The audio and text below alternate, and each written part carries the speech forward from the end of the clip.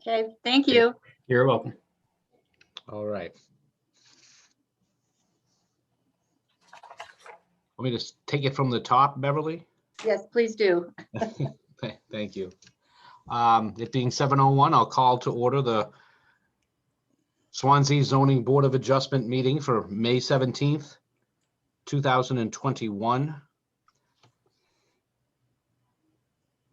Due to the COVID-19 state of emergency, the Swanzey Zoning Board of Adjustment will be holding its meeting remotely using the web-based program Zoom. We previously gave notice to the public of the information for accessing the meeting, and instructions have been provided on the town's website at www.swanzeynh.gov. If you have any problems, call 603-352-7411, extension 108. In the event the public is unable to access the meeting will be adjourned and rescheduled. I will ask Beverly to call the roll and read our agenda, please. Okay, be glad to do so, Mr. Chairman. Thank you. Keith Tebow, I am here alone in my office in Keene. Adam Mulhern, I am here and present and alone. Brian Rutgers, Here, alone in my office. Bill Hutwalker, Here and alone. Ann Karazinski, Hi, here alone in my office. Eric Callio. He's not present. Jillian Excel is not present. Wayne Licklider. Here and alone. Thank you, Wayne. The agenda for the ZBA meeting of May 17th, 2021 is as follows.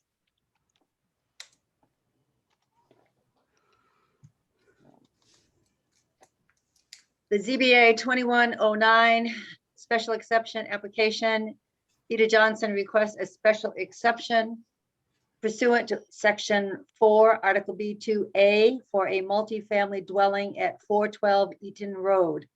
The subject property is shown at tax map 58 lot 10 and is located in the residence district. ZBA 21-10 special exception application. Nick Baxter requests a special exception pursuant to section 4, article A2M for an accessory building having a footprint of more than 1,000 square feet at 28 Tower Lane. The subject property is shown at tax map 89 lot 10 and is located in the rural agricultural district. Matthew, would you mind scrolling up your screen? I'm using your screen. ZBA 21-011 special exception application. Pasquale and Jane Ambrosio request a special exception pursuant to section 4, article A2M for an accessory building having a footprint of more than 1,000 square feet at 147 Windshield Road. The subject property is shown at tax map 63 lot 9 and is located in the rural agricultural district. ZBA number 21-12 special exception application. Craig Peterson requests a special exception pursuant to section 3AA article B for a detached accessory dwelling unit, a DADU, at 4 Brown Lane. The subject property is shown at tax map 44, lot 1, and is located in the rural agricultural district. Other business, motion for rehearing. 17 Suburban LLC requests that the board grant a rehearing regarding the board's decision on April 19th, 2021 to deny the variance application for 23 Suburban Acres Road. And there may be other business as required. Thank you, Beverly. You're welcome. Before we move on into the minutes and into our public hearings, we need the board to make a determination as to whether or not any of the cases this evening that have been put in front of us rise to the level of having a regional impact. I guess Don't know if anyone has any questions for Matthew or for the other board members regarding any of these applications relative to their having a regional impact. Mr. Chairman, Yes. Adam. Adam. I would make a motion to, that none of the applications tonight rise to the level of impact. I think we can do that all as one, correct? I don't have to single out each application one by one, but. No, we don't. If none of them are, that's that we generally take the vote as on the agenda if that's the So- pleasure of the board. So my motion would be for all applications, none rise to the level of regional impact. Thank you. And this is Ann Karasinski. I'll second that motion. Thank you, Ann. Okay. Thank you. Adam has been moved and seconded that none of the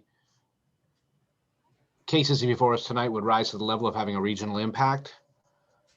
Any question on the motion? Any discussion? Looks like we have our 5 elected board members here tonight. Any questions? None? Beverly, would you call the roll? I'd be glad to. Thank you. Ann Karasinski, Yes. Bill Hotwalker, Yes. Brian Rutgers, Yes. Adam Mahern, Yes. Keith Tebow. Yes, thank you. Okay, minutes have been taken care of. I mean, the regional impact vote has been taken care of. We have minutes that were distributed earlier from our April 19th, 2021 meeting.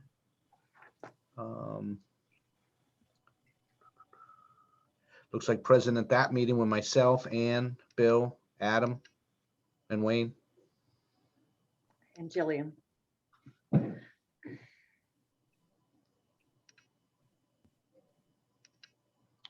Entertain a motion on those minutes. I'll make another motion, Mr. Chairman. Thank you. Go ahead, Adam. I said I would like to make a motion to accept the minutes as written. This is Ann Karasinski. I'll second that motion. We accept them as written. Thank you, Adam. Thank you, Ann. It's been moved to accept the minutes from the April 19th, 2021 minutes as presented. Any question on the motion? Any edits to those minutes? Any discussion on the minutes?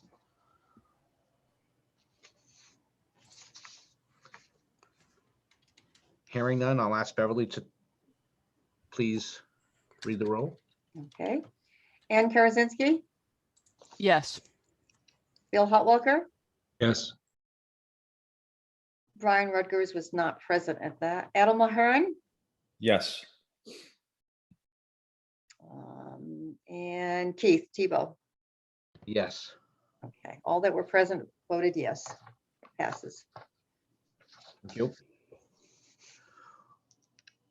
We will move into our, just before we move into our public hearings, we do have 4 applications plus a motion for rehearing at the end of that. On our agenda this evening, our general rule of thumb is sometime after 9 o'clock, 1 or more of the board members will ask to discuss whether or not we want to take up the next application that's in line or cut that off at that moment, depending on the evening and depending on the scale of the applications we have in front of us. So that could happen tonight with 4 applications. It's hard to say. We always try to be as efficient as we can be, but the board generally does a good job at vetting these applications. So sometimes it takes just a little bit of time. Anyone have any questions on that at this point? Just let us know through the chat function, I would think. Our first case tonight is special exception application, ZBA number 21-009. Peter Johnson requests a special exception pursuant to section 4, article B, 2A for a multifamily dwelling located at 412 Eaton Road. The subject property shown in tax map 58, lot 10, and is located in the residence district. Bill, I believe you indicated in some correspondence earlier that you'd need to take a pass on this one and recuse yourself. Is that still the case? Yes, Keith. Thanks, Bill. Just may I have a question, Keith? Sure. Do we need to hear the request for a rehearing tonight? Matthew. Yeah, so let me just check this quickly. So we received that request for the rehearing from the applicant on May 13th. So you would have 30 days from May 13th to consider that request. And our next meeting is not scheduled until June 21st. So unless you wanted to have a special meeting between tonight and June 21st, we would need to consider that this evening. You have any suggestion as to how to move forward, Matthew, to keep it in as the agenda has presented it to us? Change that? Do you have any thoughts? Yeah, well, I think we can proceed with the agenda, the current agenda. And if it's getting late in the evening, and we're not able to take up that rehearing request, I can reach out to the property owner and see, if they'd be willing to give the zoning board some additional time just until your regular meeting on June 21st to take that up. I know that's something we've done in the past when we're not able to make that 30-day deadline for taking up a rehearing request, and often a property owner or who's ever requesting that rehearing is amenable to that. But that's something I'd have to follow up with the applicant on.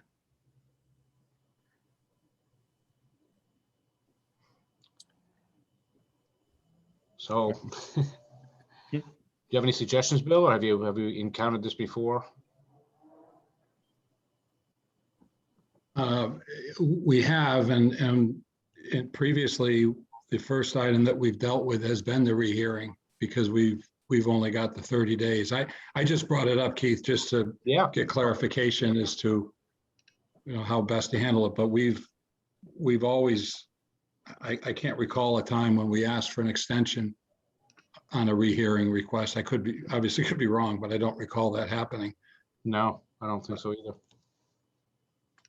Well, I think it's at the discretion of the board to how you want to proceed with the agenda this evening. So if you wanted to take that up first, I don't see any reason why you couldn't.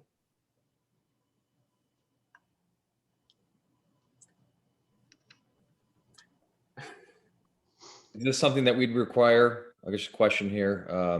I guess this would be to Matthew or to you, Keith. Yeah. Is this something that would require a motion to change our agenda's order, or is this something that we could be a little more fluid with? I don't think you need a formal motion to do that. Yeah.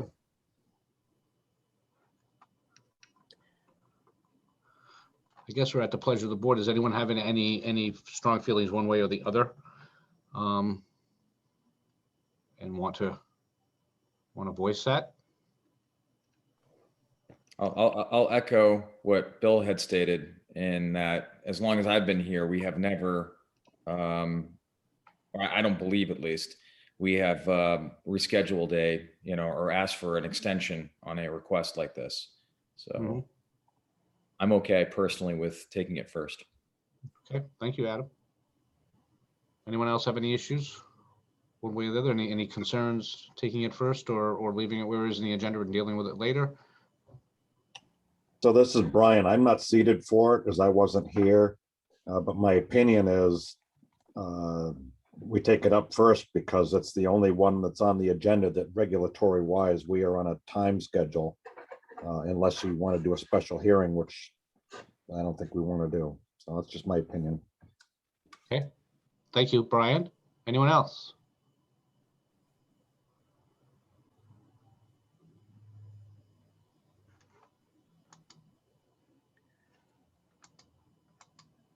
Well, hearing no reason why, or anyone say reason why we shouldn't take it up first, I think maybe at this point, I'd like to propose that we do. Is anyone, the consensus of the board that we move this to the top of the agenda, given the fact that we only have 30 days to respond, and which is that is ticking at this point in time. And in essence, and another way to look at it is that we're following up, as this applicant has already obviously been to a hearing or two, and now is asking for us to make our decision. Doing that quickly, I think, is doing the best service we can to the applicant who we've been working with for some time now. Give them a little precedence over some new folks we're going to deal with tonight. So Keith, if it's okay, I have some background information to go over here. Yeah, thank you. Yeah, but before I cover this, I just wanted to mention too, because we have several people in attendance this evening. I know we have a few public hearings scheduled, but I did want to let people know that are logged into the Zoom meeting this evening. We did have one other application that was previously scheduled for the agenda. So that was a variance application at 709 711 Old Homestead Highway. I did receive notice from that applicant earlier today that they are withdrawing that application. So you may have noticed that that was not mentioned when we went over the agenda at the beginning of the meeting. So if anyone's here for the public hearing for the variance application for 709 711 Old Homestead Highway, we will not be having that public hearing this evening because that application has been withdrawn. So I just wanted to let you know before you sat through what might be a long meeting, just to make you aware of that. So yeah, so with that, turning to the rehearing request. This rehearing is in regards to the variance application for a proposed addition at 23 Suburban Acres Road. This was considered by the zoning board at your last meeting, April 19th. The board did vote to deny that application. Under state law, the applicant has a right to appeal the board's decision within 30 days. And we did receive a request for a rehearing on May 13th. So within that 30-day window. And I did provide that to the board in advance of this meeting. As I mentioned, we now have 30 days to either grant or deny that rehearing request.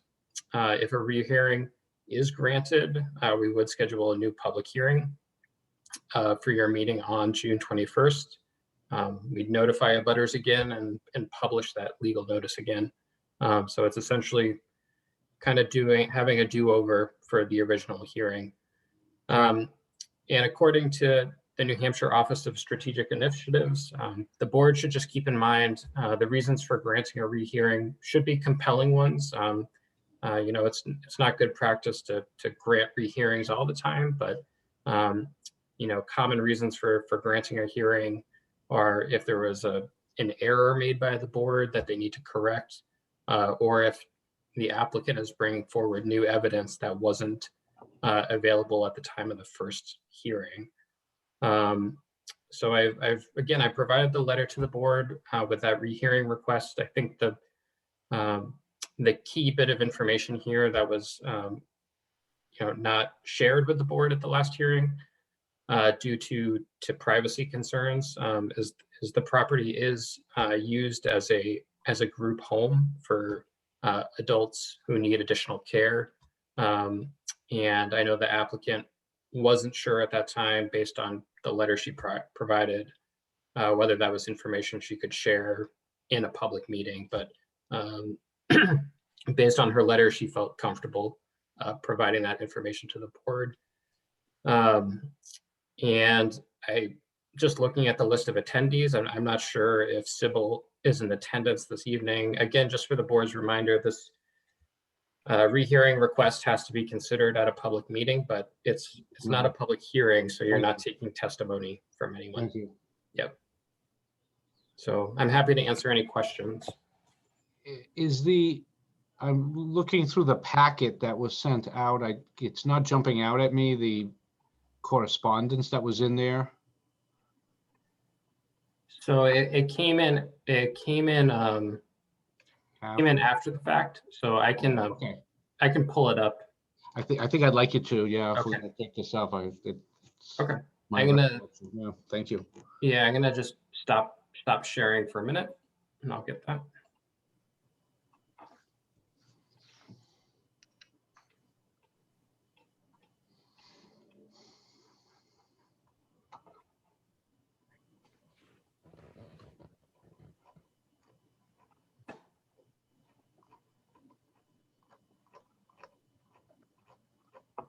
Okay, is everyone able to see this? It's got maybe, I'm yes. gonna zoom in a little bit. Small text. So I think probably the best thing for us to do would be to go through this, since this is their basis for the rehearing, Matthew. Is this it? Is this all they really presented to us? That's correct, Keith. This is what was provided. Okay. I'm happy to read it aloud or give the members a chance just to read through it. Yeah, let's let the members read through it if that's okay. The members, let me know if doesn't work. There you go. Now we got the whole letter there. There, you got the whole letter there. So. Yes, thank you. Yeah.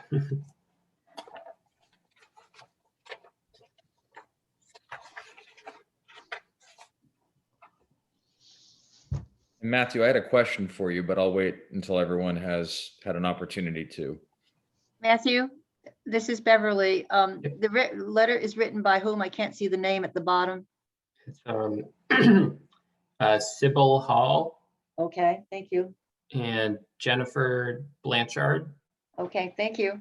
I have that. Okay.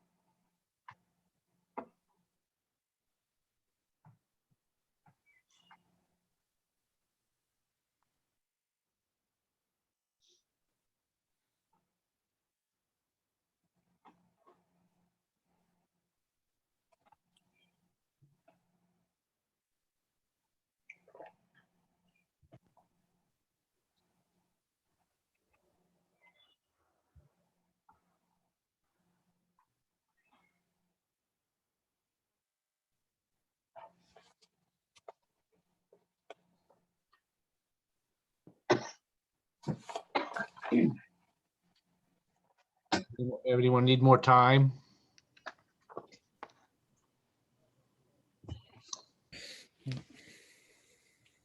Anyone have any comments on whether or not they feel this rises to the level of a rehearing, or if they have any questions with what has been shared with us at this point in time?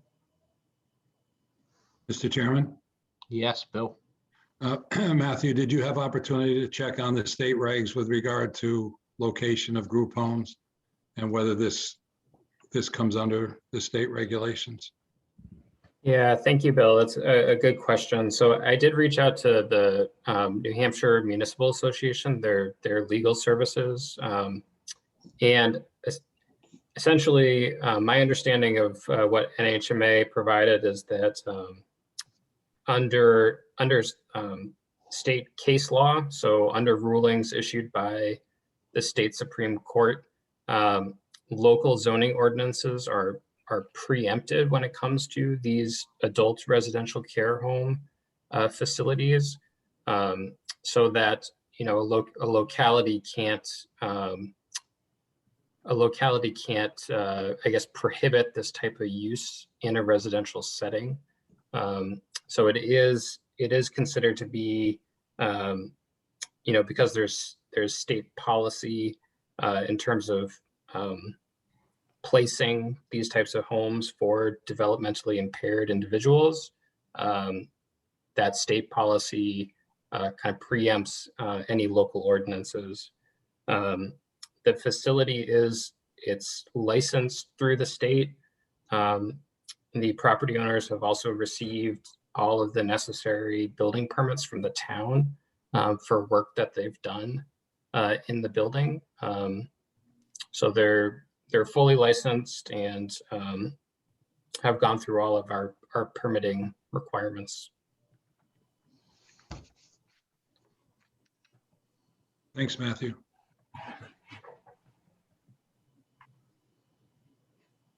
Mr. Chairman, Questions? I have a question for Matthew. Sure. And just rereading this, and maybe you have more insight than this letter, but it seemed to me in rereading the minutes of this particular application, the denial for the variance had two factors that seemed to shine in terms of rationale behind the denial. One was that there were more than one potential entrance in which said addition could theoretically be put that would fall within the zoning ordinance. And second was the special nature of the particular building that would make it different or unique in the neighborhood. So in light of this particular letter and factors that you may not have known in terms of group home and entrances that were, we'll call it common to the home versus the privacy of the individual living there, those are considerations that were not brought up. Is it our understanding that is, or your understanding, Matthew, that the other entrances that are on this particular property would be something that would be a private entrance for the person who lives in the building versus something that would be co-used by both the occupant as well as caretakers? You understand what I'm asking, Matthew? I do. So right now the building, my understanding is the building has three entrances. So there's one on the front, one on the rear, and one on the north side of the house. And for this variance application, the applicant was proposing addition on the north side of the house. So for that entrance, and the entrance into the house on the northern side enters into this. It's an attached accessory dwelling unit that we issued a building permit for, and that is where the caregiver who provides care for these individuals, that's where they stay and work and sleep, and that's a separate habitable space from the individuals receiving care in that building. The other two entrances on the front of the house and on the rear side of the house enter into that communal area where these individuals are living. So this is, I think it's a distinction to make here, is that the entrance on the northern side of the house is the one entrance that the caregiver has to go into that separate space that they have. Otherwise, they're entering into that common area, and entering into that common area, those individuals need to be prepared to respond to needs that residents may have. Okay. It's kind of the best I can do to summarize it. Does that make sense? You've answered my question. Thank you, Matthew. Yeah.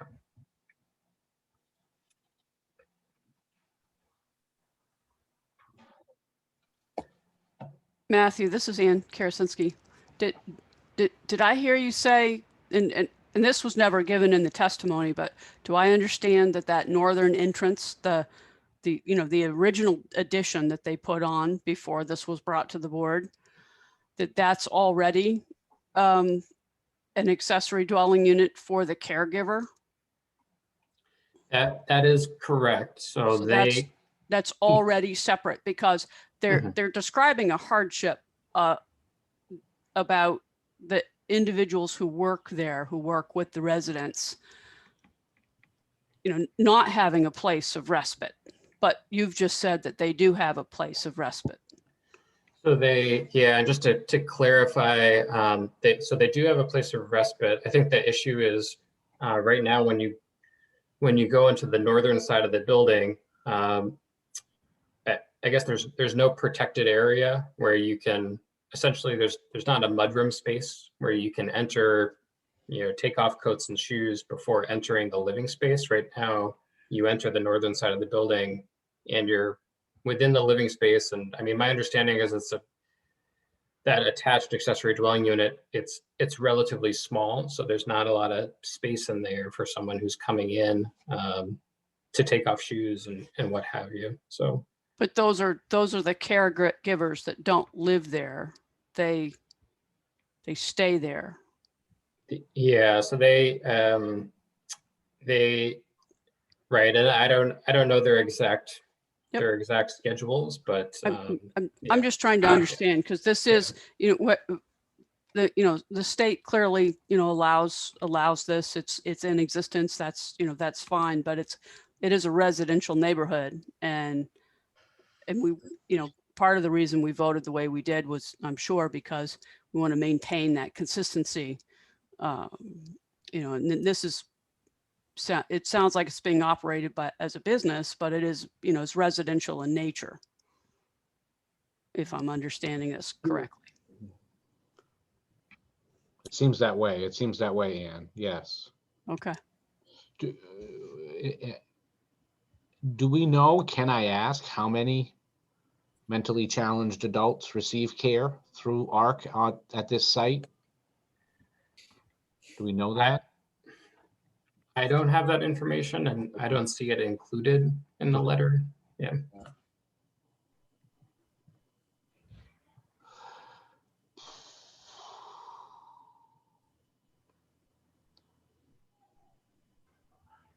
And I guess I'll ask Matthew, I mean, just the basic use, because it's sort of just coming to us this way without a lot of advanced knowledge. Is this particular use at all? Does that need any zoning relief to be able to do what they're doing on that site in that location for some number of adults who are developmentally disabled in some fashion? I don't believe so, just based on the correspondence I had with NHMA. I mean, I think there are obviously varying degrees of this type of assisted care facility. But these, I would characterize this as a small scale kind of care facility. And based on what I heard back from NHMA is these types of situations, state law really kind of preempts a locality saying yes or no, that this type of use can be located in an area that permits single family homes. I mean, I think if this was a facility providing care for 20 individuals, that would be a different story. Right, sort of why I asked. Yeah.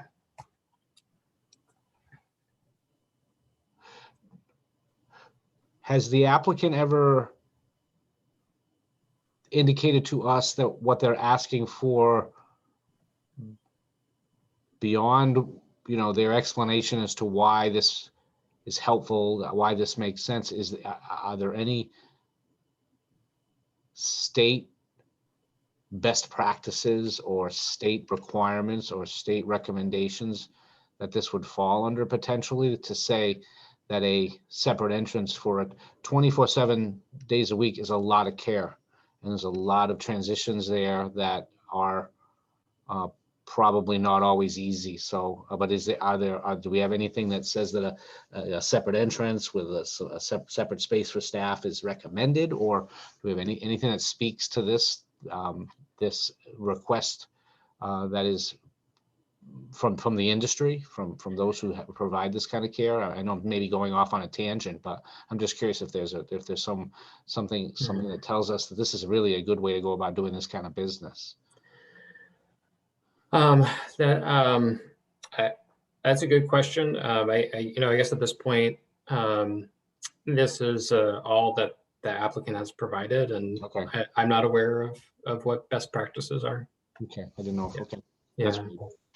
Didn't mean to put you on the spot there, man. No, that's okay. Other questions or concerns or thoughts of the group? Keith, if I could just speak generally, Generally, sure, that sounds good. just in terms of the application itself, my memory of the discussion centered around other potential options on the property Correct. that could have such entrance. Now, not knowing this particular light in terms that the use of this property is different than what we entertained during the application last month. But to my feeling, at least, the property still falls into a residential neighborhood with residential ordinance, and this is a application that's asking for relief on a side that would encroach a neighbor's property. Now, I don't recall anybody saying or giving any testimony in denial for it from neighboring properties or adjacent properties, but I think that's correct.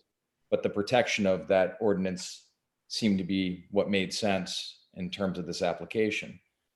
But this is something that would have been different, I think, just from my own point of view, had I known that the use of this property and that, giving privacy for those who live there makes sense to me. Personally, and not to encroach, and having an ability of staff to be able to do things a little differently may have influenced slightly the decision, or at least the discussion. So that's my general thought, if that makes any sense. Right. And No, I would just Adam, thank you. Sorry, I would just note too, I know the board is aware of this, but just, keep in mind too, the decision before the board is whether or not they want to grant a rehearing.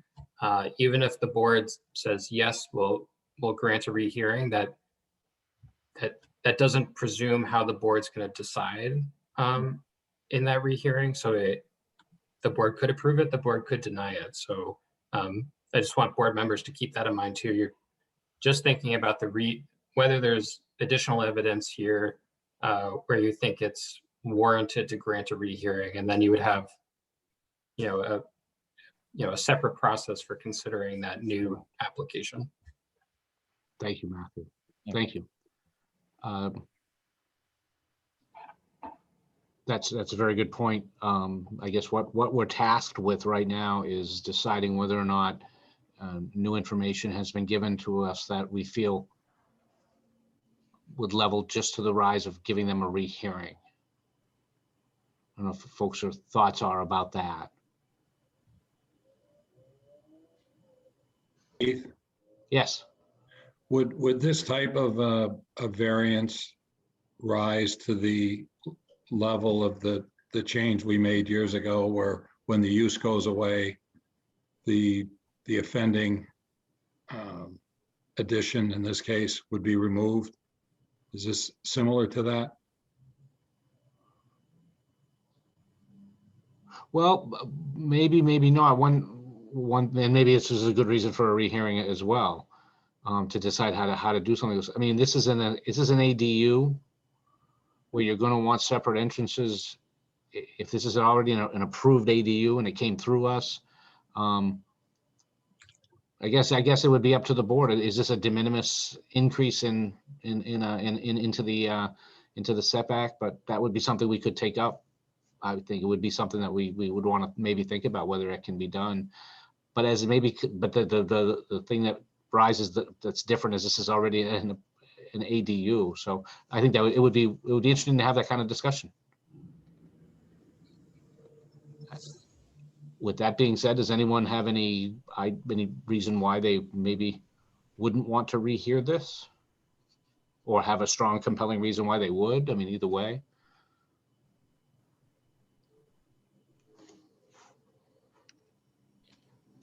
I'll say, Keith, that in sitting on the ZBA for as long as I have yet to hear something that was like this in terms of a reason that was not, or a circumstance that wasn't brought up during the original hearing that Mhm. might or might not have significant influence on decision-making of the board. Correct. From that point of view, I think this is unique, in my opinion, this situation.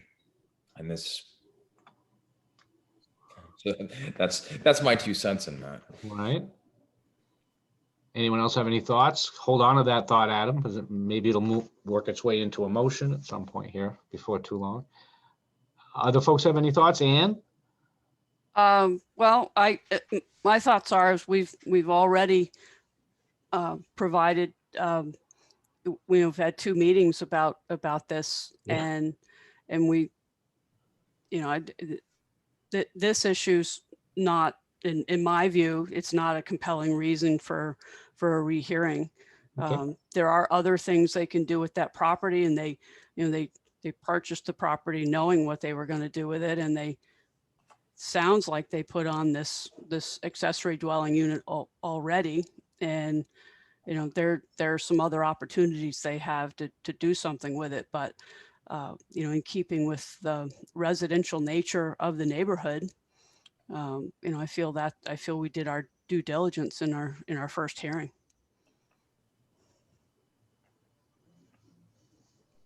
Other thoughts? Brian, anything from your neck of the woods?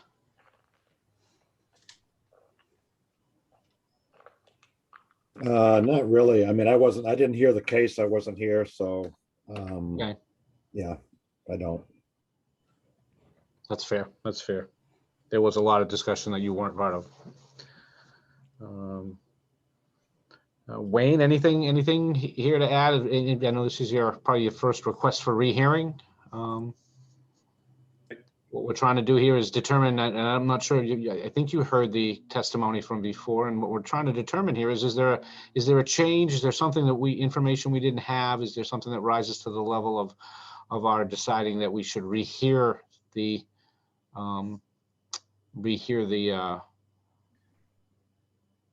denial? I don't know if you want, Well, there's no doubt there's additional information that's been provided, but I'm going down the lines that Ann is speaking of, in that it sounds like there's already a separate area for the caretakers to come in. And I don't know how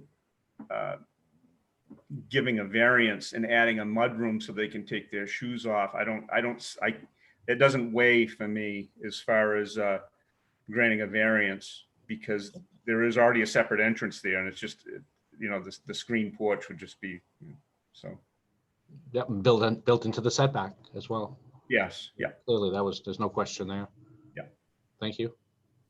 Anyone else? What we would be looking to do here would be entertaining a motion to either rehear the case or to deny the request for rehearing.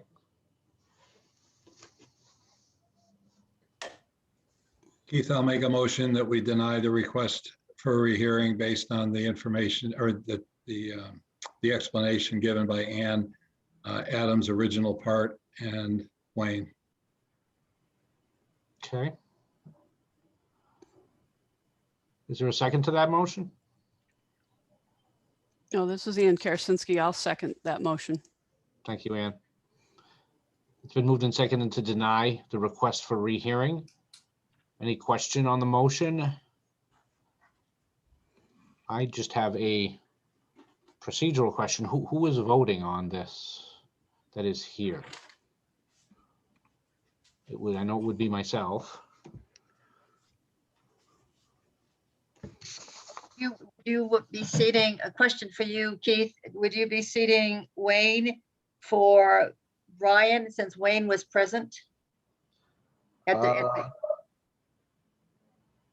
Wayne was present for that hearing, all the way through, and he's here today. And Brian was not.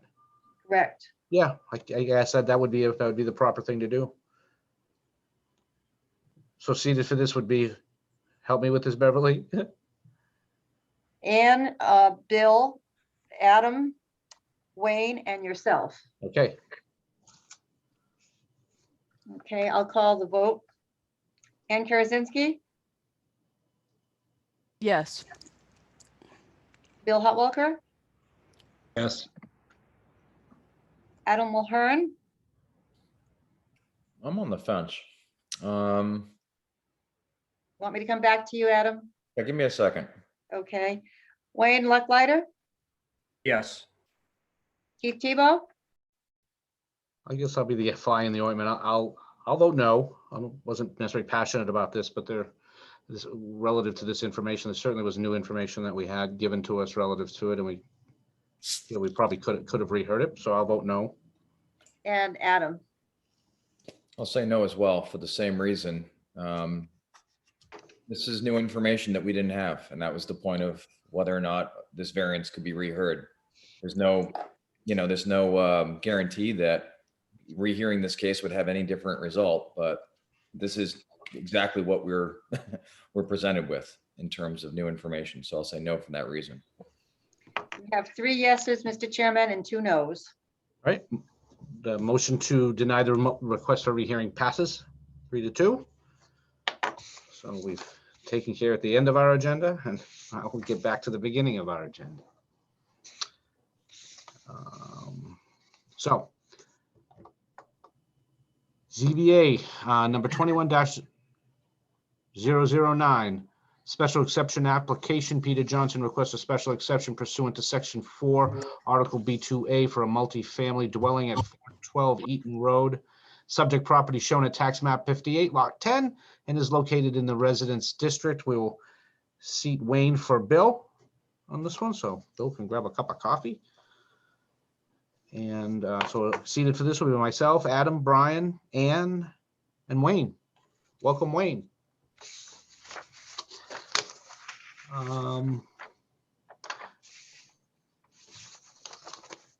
I'll ask Matthew to kind of tee this up for us, and then we'll ask the applicant to expound a little about what they'd like to do, why, where, when, how.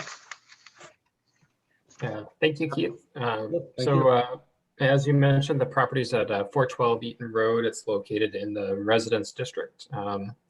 I have on the screen in front of you in the aerial map of the property. The property outlines for the subject property are outlined in red. They're a little off from the orange property lines, but it gives you a sense of the property boundaries. This is on kind of the far western end of Eaton Road, right before getting into the village of West Swanzey and Pine Street, just to orient the zoning board members.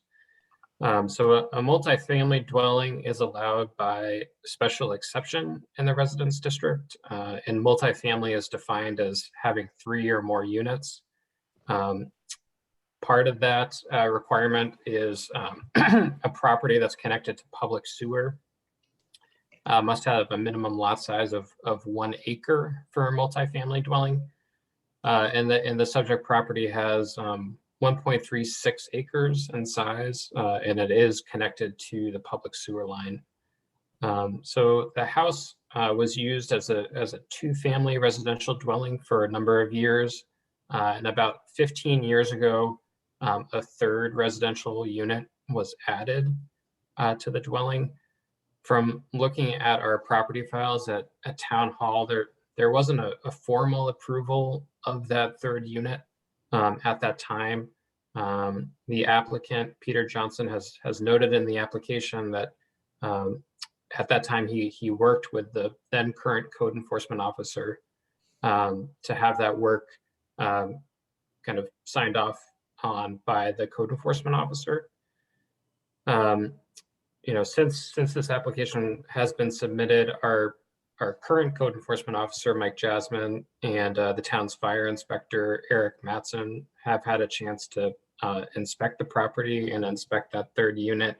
And they don't have any concerns about how it's been set up from a building code or fire code perspective.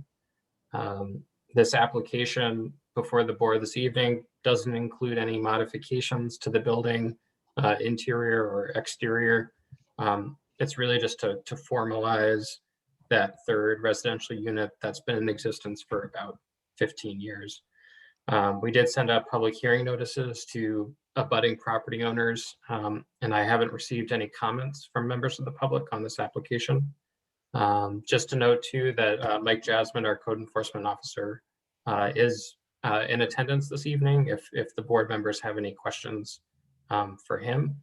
But I guess with that, Peter, I'll turn it over to you just to provide some more information on the request. Sure. Am I happy to talk now? Can you hear me? Yes, we can hear you just fine. Okay.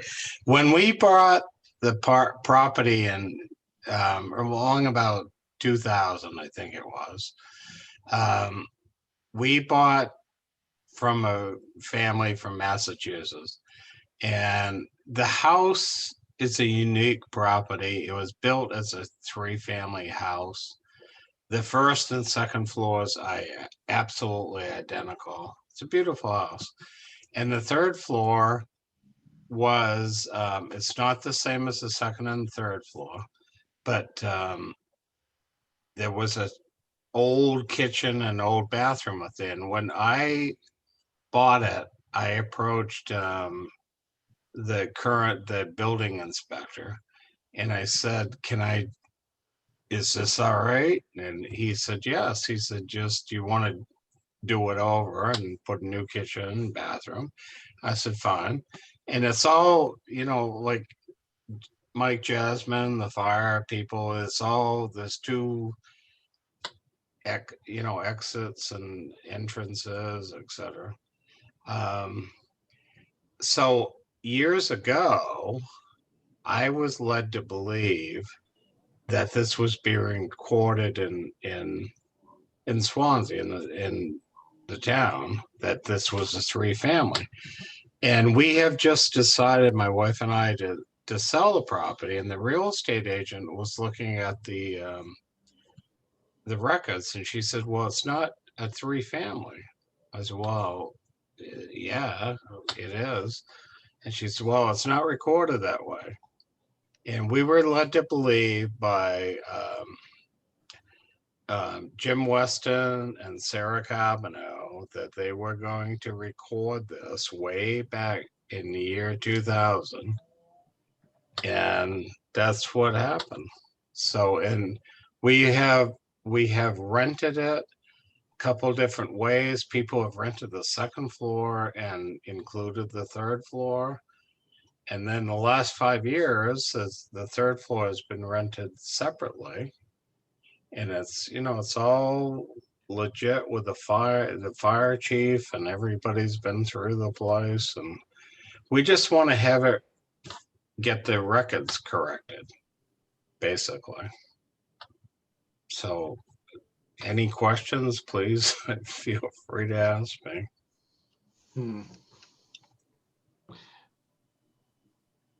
Any questions of the board?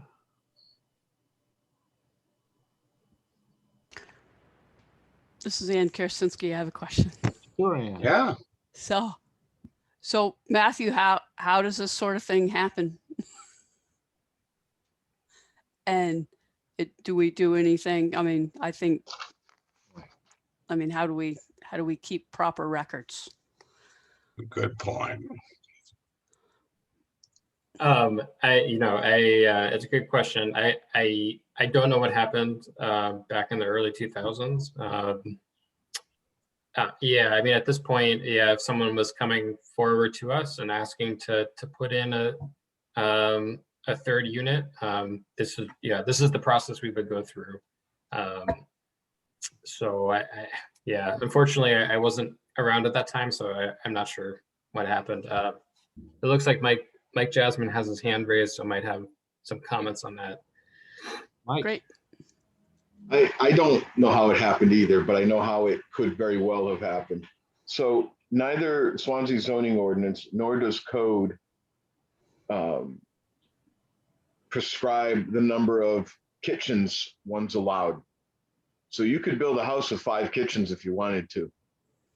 So this space already existed. And as Mr. Johnson said, sometimes he rents it together, sometimes he rents it separate.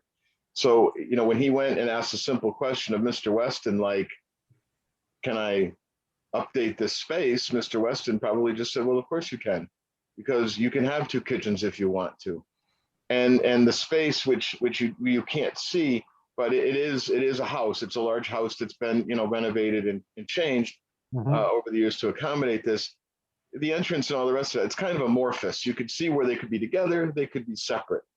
So if I was an assessor or any other public official going through there, I could see that too, because the delineation isn't as clear as most people would normally see when they see a 3-family something or a 3-unit something where there's a door and a door and a door, and it's 1, 2, 3 and the rest. It's a little bit more amorphous than that. And I will just say that, as Matthew said, if someone were to come tomorrow and say, this is what I want to do, we would have done what we did, which was effectively go through the building first. In this case, it's been done, and it was done well, and to as much code as one can apply to a home its age. Thank you. Thanks, Mike. Mm, I Good got for a question. Oh, sorry, Yes, Mr. Chairman. Brian? So it sounds to me like with what Matthew Backler is saying and what this Mr. Johnson is saying, the stories square up with how we got to where we are. The history, I guess it doesn't matter. We are where we are. So the stories square up. So I guess we make it right or we don't. Is that the way I'm understanding it? And I don't know if that's to you, Matt, or Keith. Yeah, I mean, I think we're all on the same. Brian, just to respond, I think we're all on the same page about the history and what happened. And yeah, I think that as Mr. Johnson mentioned, you know, they're coming forward to kind of formalize what's already there. You know, it is up to the board whether or not to grant the special exception for that 3rd unit. Well, this is Ann Karasinski. I would, you Yes, know, Ann. based on this testimony, I think we go ahead and grant that exception and get those records corrected and move on. Unless anyone has anything else to say. Well, this is a public hearing, so we do have to make sure that we listen to the public. But I appreciate you framing Okay. your position on this very well. Thank you. Other thoughts of board members? I'll take this opportunity. This is a public hearing. Any member of the public wishing to speak may do so by raising their hand, as Mike Jasmine just did on the Zoom bar at the bottom. Right now, I'm not seeing anyone. What's that? Sorry to interrupt you, Keith. Right now, I'm not seeing anyone with their hands raised. Yeah, Adam was. Yeah, right. Keith, I have a quick question here for Absolutely, Adam. Absolutely. what I'm looking at. This is a first question would be to, I believe, Matthew, because you put this packet together. Now I'm looking at 412 Eaton Road, and it appears to be an assessment of the property, correct? Is this on public record, or is this an assessment that was done for the sale of the home, like an appraisal, or what exactly am I looking at? What is this? So that is public information. That's page 24, 25, and 26 of the packet. Yeah, so that is taken from the town's assessing records. So that's not a property appraisal. That's just that's our own assessment. But that's public information. Okay, I just want to make sure that because the format seems different than things that we've seen in the past, but I haven't seen everything. I would only have one question for the applicant. Is all the information other than the fact it's 3-family versus 2 accurate as to number of bedrooms? I mean, this card has other information here. Have you gone through and I'm just curious if everything matches up with what your own assessment of the property?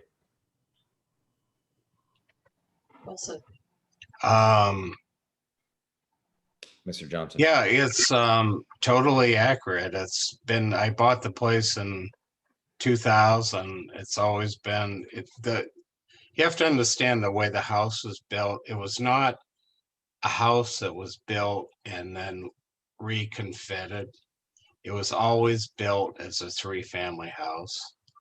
So all we did on the 3rd floor was we put in new, redid the bathroom and the kitchen. But this truly was a configured house. It was always built this way, which is different than a lot of houses. And it's a lovely house. You want to buy it? But no, seriously, it was built this way. Mm-hmm. Thank you. Yeah. Anyone else? Questions?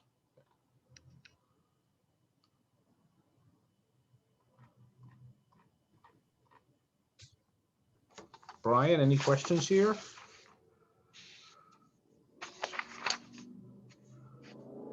No, sir, I'm good. Thank you.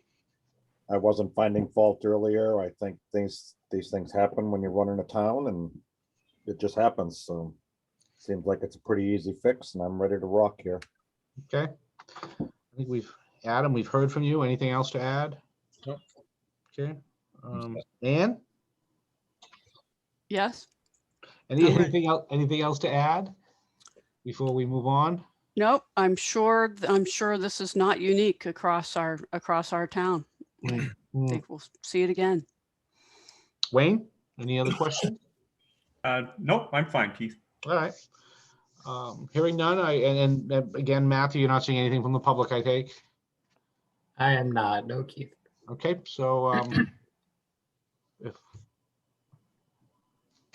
anyone has any problems, we'll move on to the questions.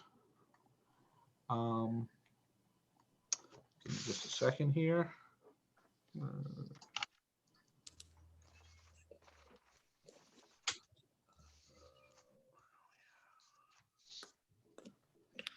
All right, we can move on to the questions. Is the proposed use similar to one or more of the uses already authorized in the district, and is it an appropriate location for such a use? I think the use here we're talking about is residential. We'll start with Adam. I would say yes. There are examples of this in many areas in town, and it seems to follow the requirements for multifamily on a residential lot. So yes. Okay, Brian. Yes, I would agree. Ann? Yes, I agree with both of them. Thank you. Wayne? Yes. Yep, and I would agree that it's definitely the use is similar to what's authorized in that district and its appropriate location too. Good question. Next, do we agree that such approval would not reduce the value of any property within the district nor otherwise be injurious, obnoxious, or offensive to the neighborhood? Brian? Well, we don't have any evidence to the contrary, considering it's from testimony, it's been a 3 apartment house complex. So hearing no testimony to that, I'd say yeah. Okay. Ann? I agree with Brian, and we have the house has been examined by the fire department and our code enforcement officer, and they've signed off on it that it's okay. So yes. Okay. Wayne? Yes, for all the reasons Ann and Brian brought up. Okay. Adam? I would say yes. There's really no physical change other than the description 3 versus 2. So Right. from that point of view, I mean, it is what it was yesterday. So yes. Thank you. I agree. Yes. Do we agree that there will be no nuisance or serious hazard to vehicles or pedestrians? Ann? Yes, there'll be no nuisance or detriment. Very good. Nothing much is changing. Wayne? Yes. Okay. Adam? Yes. Brian? Yes, Thank you. I concur. Do we agree that adequate and appropriate facilities will be provided for the proper operation of the proposed use? Wayne? Yes, based on this is functioning as a 3-family now and everything that the code enforcement officer has identified as being okay. Terrific. Adam? I would say yes, and I would echo the same as Wayne. Thank you. Brian? yes, I echo Wayne, and I'm hearing an echo on there, out there. And Yes, thank you very much, and I will concur as well. That's number 4. Let's see. and you didn't say echo Wayne. So Is those all being, we have consistent answers here on these. We can entertain a motion on this application for special exception. this is Ann Karasinski. I'll make a motion that we accept this application as is. Thanks, Ann. I appreciate it. Do we have a second? I'll second Ann. Moved by Ann and seconded by Adam to approve the special exception for this three-unit multifamily on Eaton Road. Any questions on the motion? Hearing, seeing none. Beverly, could I Okay. please call the roll? I will be glad to do so. Thank Ann Karasinski, Yes, Brian Rutgers, yes, Adam Mulhern, Yes. Wayne Lucklider, Yes. Keith Tebow. Yes, Okay, motion passes. excellent. Thank you so much, folks. Appreciate it. Thank you. thank you. All right, we'll move on. Down here. Oh, man. ZBA number 21-010. Special exception application. Nick Bagster requests a special exception pursuant to section 4, article A2M for an accessory building having a footprint of more than 1,000 square feet at 28 Tower Lane. Subject property is shown at tax map 89 lot 10, located in the rural agricultural district. For this, we'll seated. We'll have our, I believe our all of our elected board members, myself, Adam, Brian, Bill, and Ann. And Wayne, you're just as welcome to step in and ask questions and become involved in the discussion as anyone else. So you don't get any time off.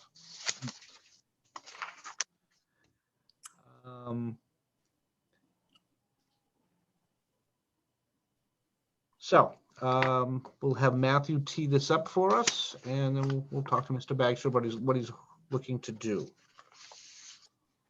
Thanks, Keith. So as you mentioned, the property is located in the rural agricultural district. The site is at the end of Tower Lane, which is off of Westport Village Road. So in the southwestern part of town. I have on the screen in front of you an aerial image of the property, and the red lines represent the approximate boundary lines. So you can see there's an existing single-family dwelling located in the northeast corner of the property, and the applicant is proposing to put this accessory building generally, and I'm just kind of drawing a circle in here, generally in that location. So in proximity to this driveway that crosses the property.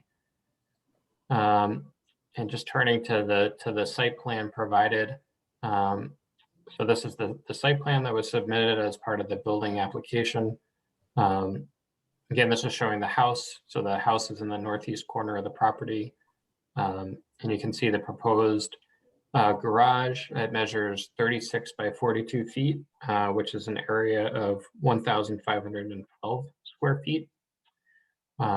You can see on the site plan that the property owner has indicated the distance to distances to the property line. So the structure would be set back about 100 feet and 150 feet from the respective side property lines. So meeting our setback requirements. And then the final image here is just a three-dimensional rendering of what the building would look like. So 2 overhead doors and a pitched roof, a pretty straightforward garage. The application notes that the garage would be used for storing vehicles and for maintenance on private vehicles. As was mentioned, a special exception is required for this type of accessory building with a footprint of over 1,000 square feet in this district.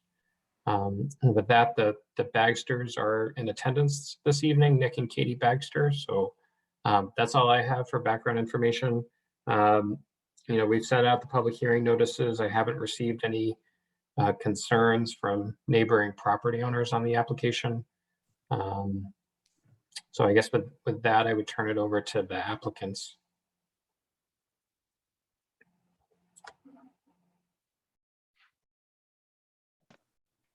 Hi. Keith, So I what think you we, might be muted. So Sorry about that. Welcome, Nick. Welcome, Katie. Hi. Thank you for coming out tonight, so to speak. If you could maybe just explain a little bit more about what your thoughts are with this kind of a building. I think just for some background off it, a building of this size sometimes takes on a bigger nature than just storage. People use it for different uses, some of which work really well in residential areas and sometimes don't because of the size. So tell us a little bit about what you're looking to do here, where this is located, and what, in what proximity to where are you in your neighborhood? I think I heard at the end of a road potentially. That makes things a little bit different. So if you could just explain what you're looking to use this for and what brought you here tonight. So it's essentially, I'm just looking for a place to store the vehicles that we do have. We have some recreational vehicles. Each one of our children, we have 4, each have 4-wheelers. A dry place to keep them out of the elements. I do have a backhoe.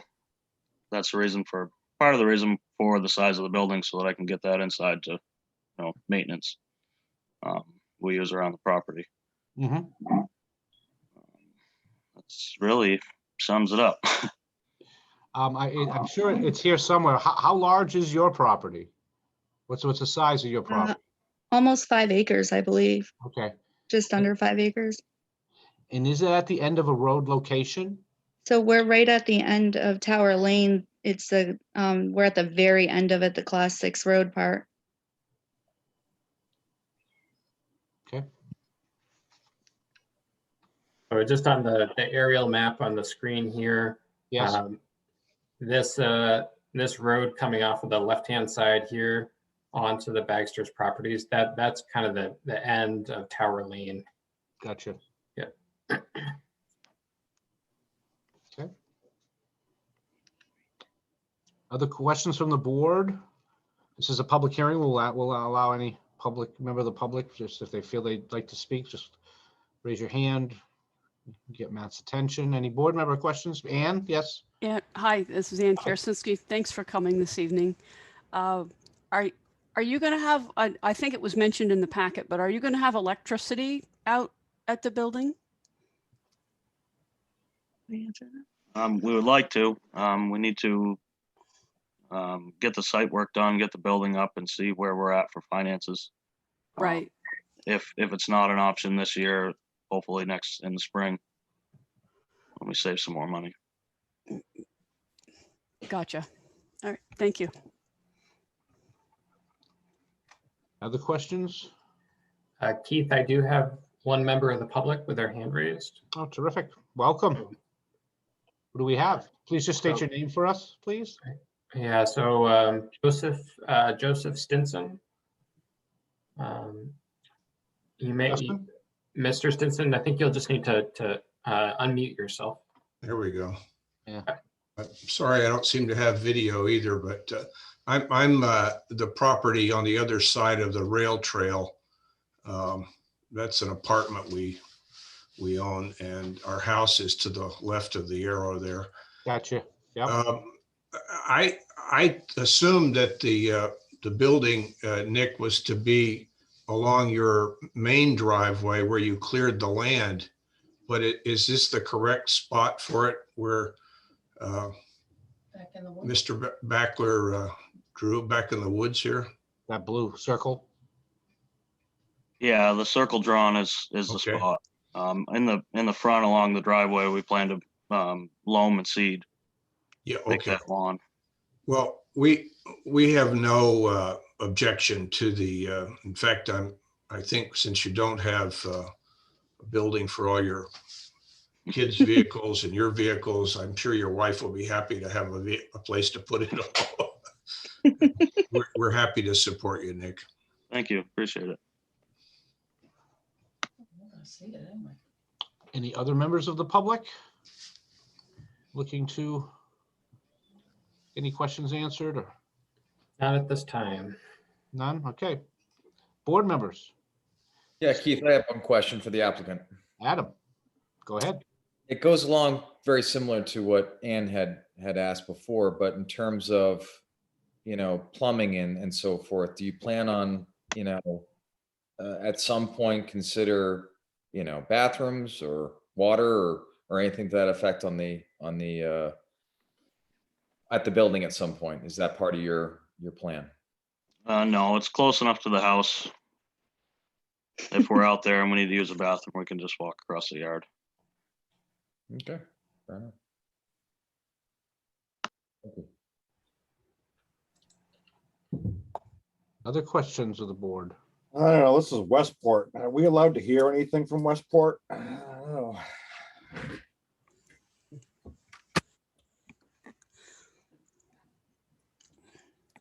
Other questions, comments from the board, from the public?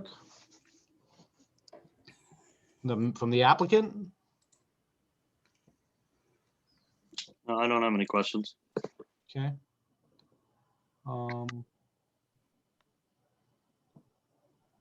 So you would say that this is a primarily storage facility for what you already have in place, get things out of the weather at this point in time, and there's no other plans to do anything else with the building other than actually just kind of get things undercover, like I said. Yes, that's correct. Right. And electricity would make sense if you're bringing any other utilities to the property. I would just make sure you check in with your good friends at Town Hall. Yep. Make sure Absolutely. everything's done right, but electricity seems like it would make sense out there. Other questions of the board, comments?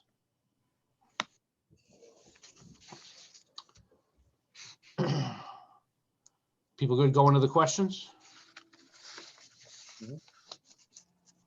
Good. And just before I close the public hearing, just to maybe go a little bit further than what I explained earlier, part of the reason why this whole ordinance is in place is, like I said, people tend to build a big building and then it becomes more than just storage, more than just a place for personal use, and sometimes can bleed out into the neighborhood. So that's why we have this, and we've done a good job today of trying to answer that question. But that's why, before I close the public hearing, I think it's important for applicants to know why we're asking them to go through this, because we've had issues, the town's had issues in the past that were difficult to work through on these sort of additional structures, accessory structures. So thank you for coming here tonight and explaining what you're looking to do.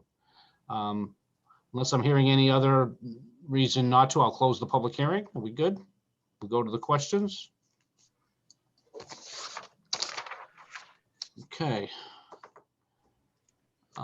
Do we agree that the proposed use is similar to one or more uses already authorized in the district? Is an appropriate location for such a use? Brian? Yes. Ann? Yes. We go back up to Adam. I would say yes as well. I mean, in terms of storage, barn, a couple of different names for the same type of structure, but absolutely, it's definitely similar to other uses authorized in the district. Yep. Bill? Yes, I agree with Adam. Thank you. I'll concur. Do we agree that such approval would not reduce the value of any property within the district nor otherwise be injurious, obnoxious, or offensive to the neighborhood? Anne?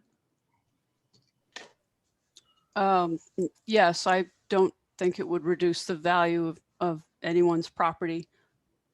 And they'll be able to keep their equipment in better shape and not out in the weather. Very good. Bill? Yes, there was no evidence otherwise, but if someone makes a motion, I wonder if they would consider adding that there'll be no outside storage of parts or I guess, I can't think of the right word, but incomplete vehicles. In other words, vehicles that are brought on site to mine Unregistered. for parts for unregistered, other than what's allowed by our ordinance.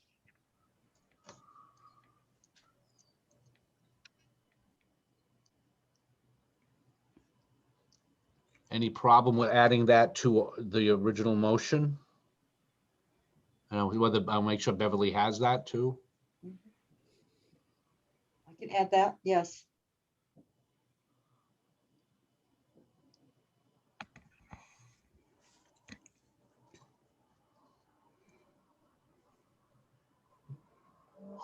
Who made the original motion, Beverly? I'm sorry, it just, There, you are still just in the questions. You haven't, Oh. there's not a motion on the table yet. okay. Oh, okay, thank you. Jeez. Getting ahead of Sorry, myself. Keith, I confused you. You threw me Yeah, right for a I was loop. just there, asking Bill. if somebody would consider that. Thank you, Sorry, thank Keith. you. It's okay. No, it's a legitimate question. It just threw me off my games here. So, You're still in question B, and you've heard from Ann and Bill. okay. So I say yes, Keith. getting to Adam. Thank you, Adam. Brian? Yeah, I agree. And actually, they put it in their applications pretty well that what they wrote down Okay. probably would I agree with- increase their property value and being obnoxious and offensive probably would alleviate that by allowing them to put all their equipment and toys and stuff in the garage and protecting it from the elements and I'd say from their neighbors, but it looks like their neighbors are probably deer and bear and moose but yeah, I'd agree. Good. Thank you, Brian. I concur. Do we agree that there will be no nuisance or serious hazard to vehicles or pedestrians? Bill? Yes, no evidence. It's at the end of the class 5 and the beginning of class 6. Right. Adam? I would say yes. Thank you. Brian? Yes. Ann? I'll say yes, it'll be better to have all that equipment inside because that way no one will trip on it. Here you go. All right, I'll concur as well. And then lastly, do we concur, agree that adequate and appropriate facilities will be provided for the proper operation of this proposed use? Adam? I would say yes, based on the testimony. It's a little unclear as to exactly where they're going to put it and specifically, but I think we have a general enough knowledge that based upon the size of the property and access and so forth vis-a-vis that road, that anywhere within that blue circle would probably be proper and adequate. So yes. Thank you, Adam. Brian? Yeah, I think that they're meeting all the setbacks. That's not the issue. They have 5 acres of land at the end of a dead end road, which makes a lot of us jealous. So I think, yeah, yes. Yeah. Okay. Ann? Absolutely, yes. Okay. Bill?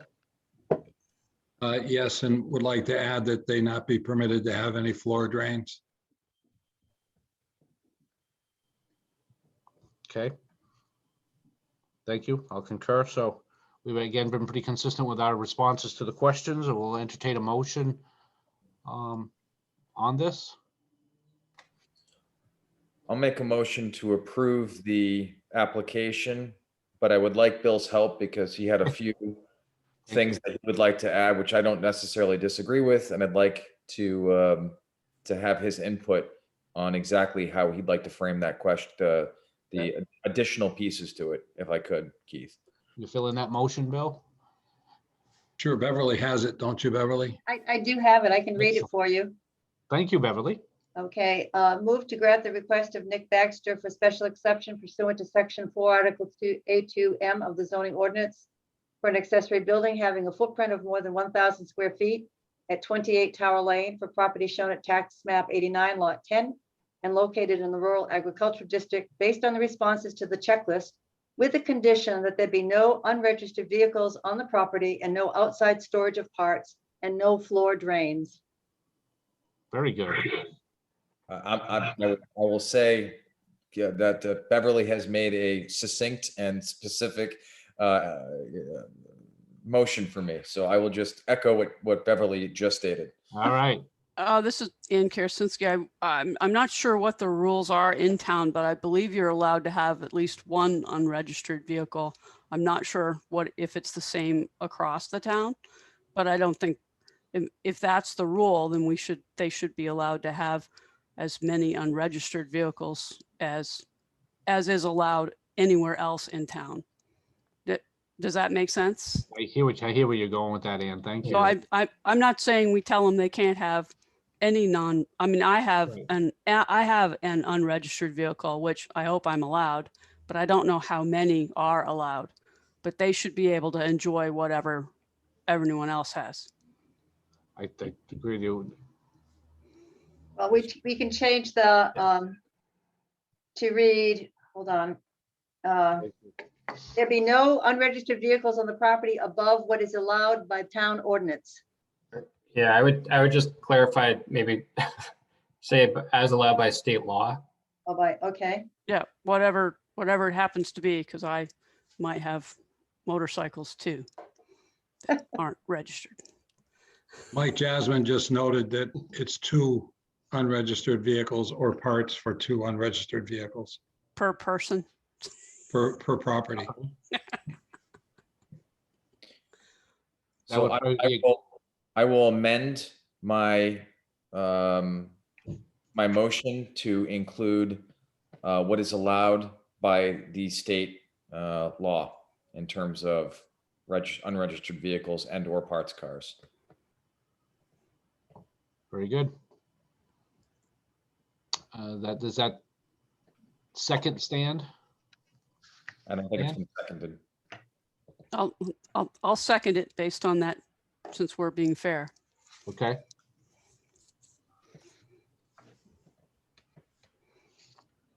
All right, it's been moved and seconded. Can we go to Keith? Yes. Keith, I feel uncomfortable because I don't know what the state regs are, but I concur with Mike Jasmine that the town ordinance is 2 vehicles. Right. I think it should be following town ordinance. Okay. I think that's where we're going. Yeah, this is Brian. I was gonna kind of jump in on that as well.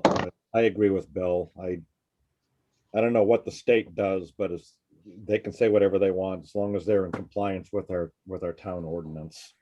So if let me just read, if this is acceptable to the board, with a condition that there be no unregistered vehicles on the property above what is allowed by town ordinance or state law, or should that be and state law? No, I'd get rid of the state law part altogether. Just go to the town ordinance. That's just me. I agree. I think, sorry to, I see Mike Jasmine has his hand raised. I think he might be able to clarify this town ordinance versus state law question. Very good. Mike. Yeah, I'm sorry to interject here, guys, but there is no town ordinance. It's only state law. We've adopted what the state requires. So that two vehicle is a state It's state law that we've adopted, and that we don't actually have anything in the ordinance regarding these vehicles. It's all state law. Okay. So could- now it reads, with the condition that there be no unregistered vehicles on the property above what is allowed by state law. Okay, Beverly, Yes, sir. I think you could just simplify that by utilizing no more than 2 unregistered vehicles. Okay. right. Thank you, Bill.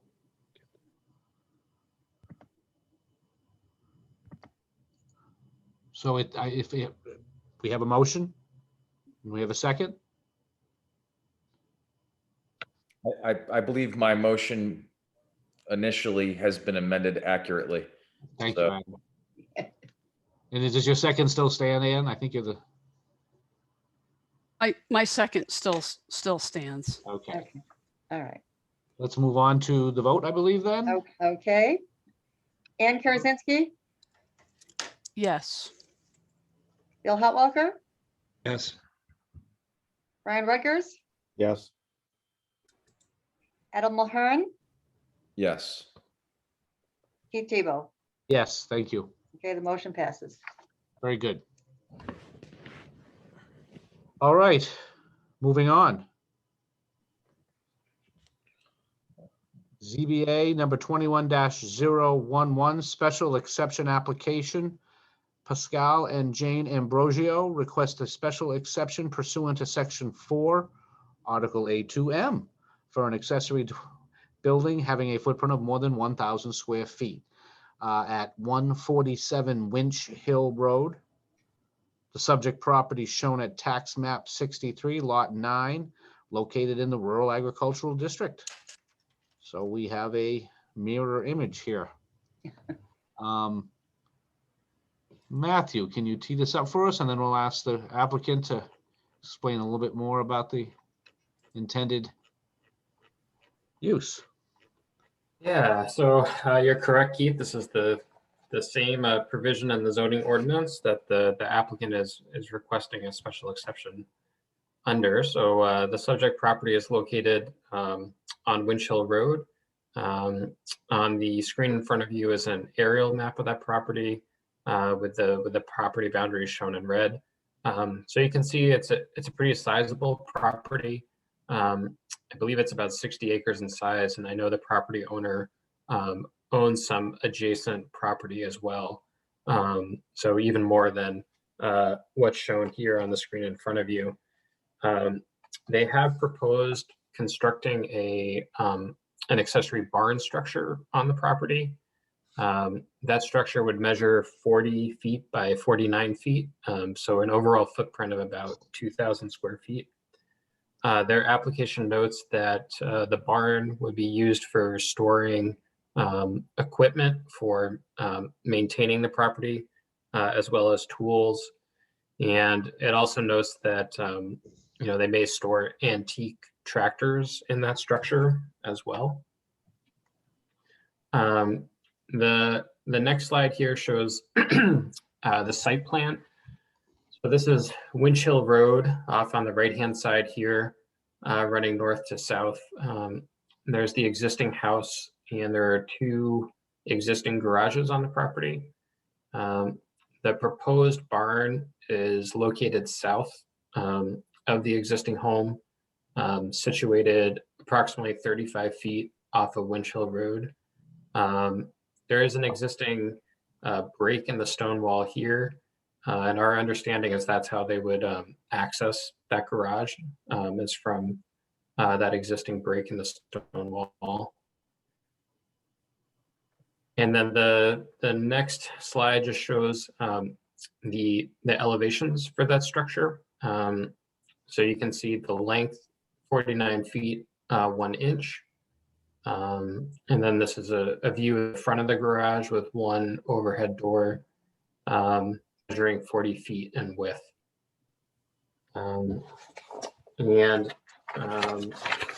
With that, that's all the background comments I have on the application. I'm just looking to see.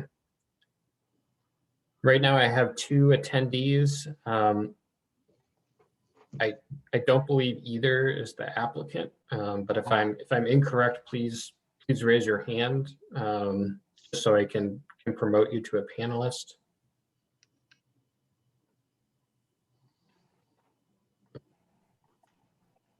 Yeah, I think I don't believe we have the applicant with us at this point. Okay.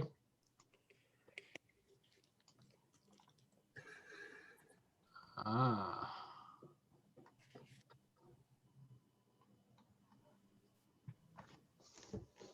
This is Ann Karasinski. yes, Keith, Ann, what are you thinking?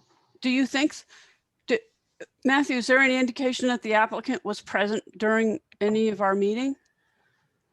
I don't believe so. I didn't see any name that I didn't see the name Ambrosio in the list of attendees. So I don't think it's the case that they were on and then were disconnected for some reason.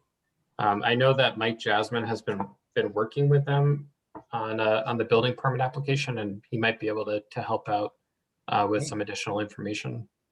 Mike? Okay. I see they are from Deer Park, New York. Yeah, I know they purchased the property recently, I believe within the last 12 months or so. Really?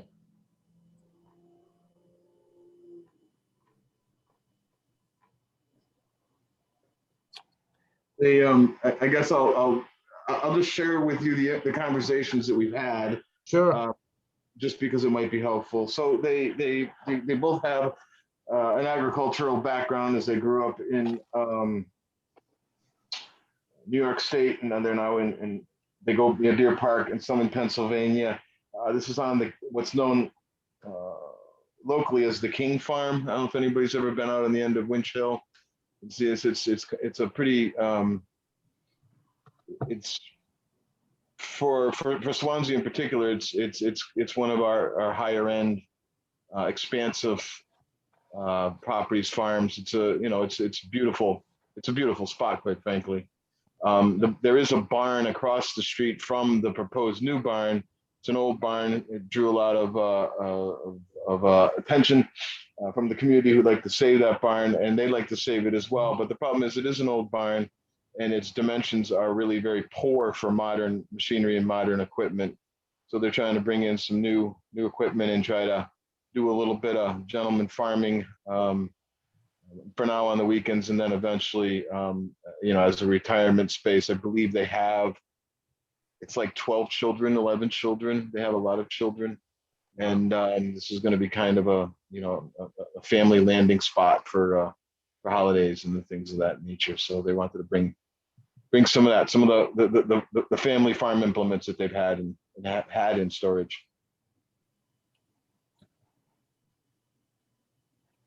Thank you, Mike. Keith, Yes. I just spoke with Jane Ambrosio. She had it on her calendar for tomorrow. Ooh, So she's trying to reach out to her husband, Pat, to see if she can get him online. Maybe it'd be worth moving to the next item and then coming back to this if they're able to get online. that's probably a good idea. Does any board members have a problem with that? Matthew? I don't have any problem with that. Okay. Board members, are we good to we haven't opened up the public hearing, I don't believe here, so we don't have to close that yet. Fine with me. Would anyone have any problem if we just move on? Come back to this when or if someone might want to make a motion to just table this for the moment? I'll make a motion that we just continue on the next application, and then if we can get them on the horn tonight, great. If not, I would say we want to continue. Okay. Thank you. Do we have a second to that? Second, Who So was moved it? and seconded to Seconded by, Bill, thank you, Bill. Beverly? sure. Ann Karasinski, You muted, Ann? Yes. Bill Hotwalker, yes. Brian Rutgers, Yes. Adam Mulhern, Yes. Keith Tebow. Yes, Okay, thank you, Beverly. you're all set. All right. So we'll park that Ambrosio application and we'll move on to ZBA number 21-012, a special exception application. Craig Peterson requests a special exception pursuant to section 3AA, Article B, for a detached accessory dwelling unit, DADU, at 4 Brown Lane. Subject property shown at tax map 44 lot 1 and is located in the rural agricultural district. We will seat myself, Adam, Brian, Ann, and Bill for this. Matthew, can you tee this up for us? Yeah, thank you, Keith. So 4 Brown Lane is shown on the aerial image in front of you. The property outlines are, property boundaries are outlined in red. So the property is on the eastern side of Swanzey Lake. This is Swanzey Lake off on the left-hand side here. Brown Lane is a short private road that extends off of East Shore Road. And I believe it's the first property on Brown Lane. The zoning board may remember this property. We had a variance application at the December 2020 meeting for a new garage on the property to replace an existing garage that's in poor shape. And the zoning board did grant a variance for that garage for encroachment in the side yard setback. So the applicant is looking to move forward with construction on that garage, and they're proposing to add a accessory dwelling unit on the second floor of that new garage.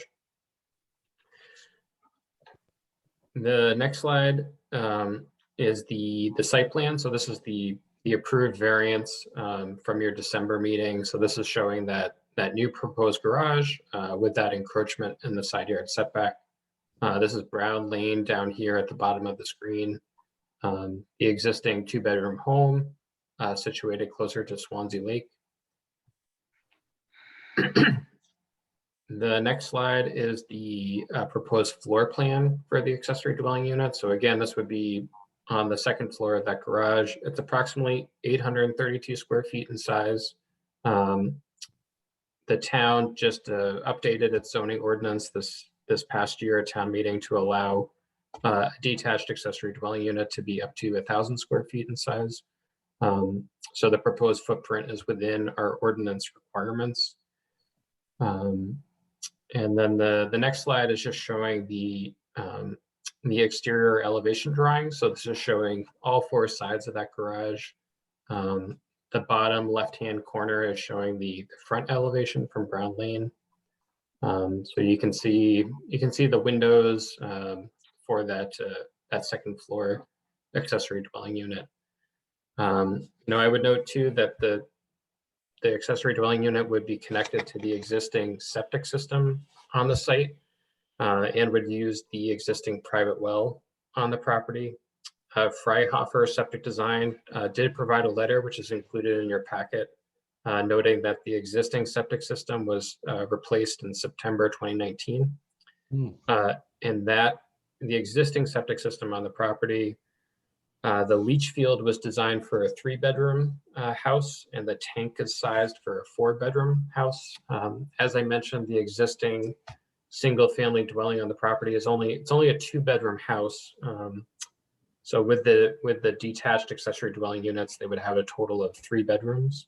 And that letter from Freihofer Septic Design does state that the additional dwelling unit or the septic system could support that additional dwelling unit.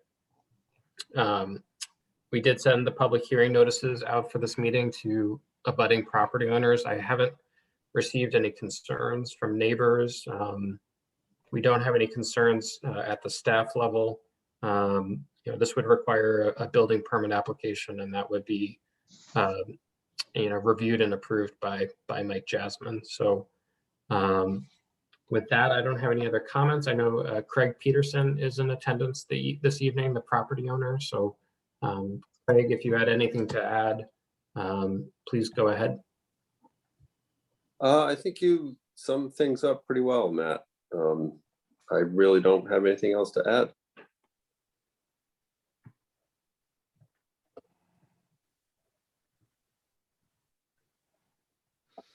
Okay.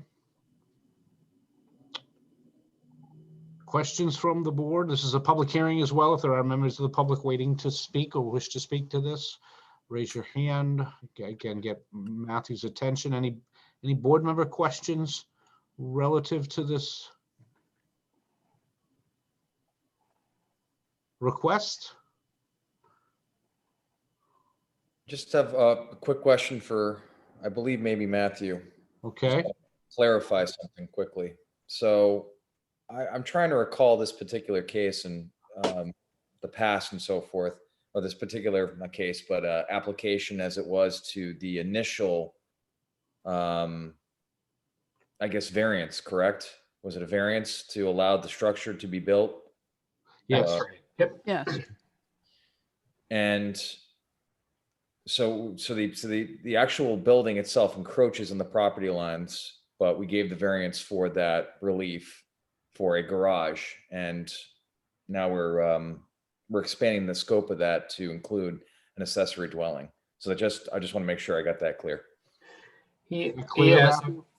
Oh, I would just say the variance. So the variance was granted for that encroachment in the side yard setback, and what's being proposed for the garage and the second floor accessory dwelling unit is keeping with that reduced setback that was approved by the zoning board. So this is consistent with your previous variance approval. Okay. Thank you, Matthew. Thank you. Thank you, Adam. Any other comments or questions or clarifications? This is Ann Kersinski. I just have a comment. I do recall this case, and Yes. Adam is correct. I think we even discussed the possibility that they might come back to us for this approval. So that's just a comment. Sure. Other comments, questions?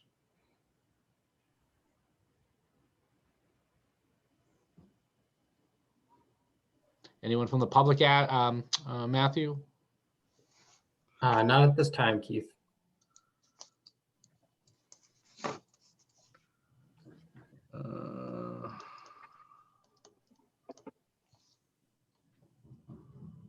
All right, any other questions for the applicant from anyone here? If not, anyone have any problems if we go to the questions?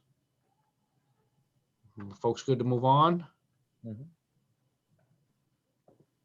I believe that's sounding like they are, so we'll move down to the questions if that's okay. Close the public hearing. Do we agree that the proposed use is similar to one or more uses already authorized in the district and is in an appropriate location for such a use, the use being residential? We'll start with Ann. Yes, this is a use that's frequently done within our community. Thank you. Bill? I agree, yes. Thank you. Adam?